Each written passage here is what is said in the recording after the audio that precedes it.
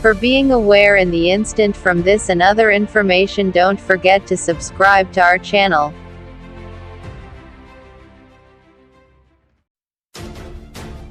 An Oxford professor given protection after alleged threats from transgender rights activists says she did not want to wait and see if I'd get hit in the face before taking action. Prof Todd, modern history professor at St. Hilda's College, said members of staff accompanied her to lectures after learning of threats on social media. Professor Todd has now warned against shutting down debates. The University of Oxford said it did not comment on individual arrangements. The academic told BBC Radio 4's Today programme she felt vulnerable, having previously experienced hostility from some academics and students. Professor Todd said the threats come from some campaigners who believe her views on the need to protect women's spaces, such as single-sex refuges, from people who self-identify as women but are anatomically male, are unacceptable.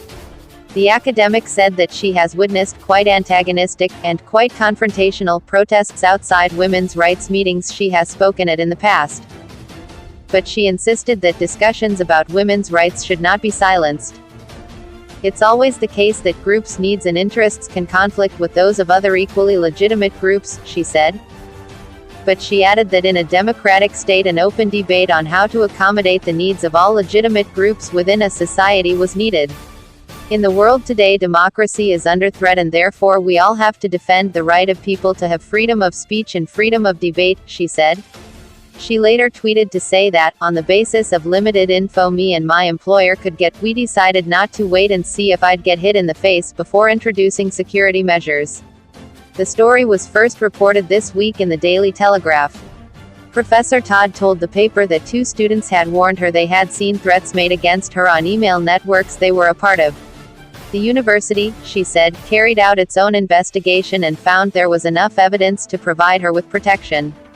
The 2 male staff members providing protection arrive in lectures before students in order to diffuse any potential action that might take place, she said.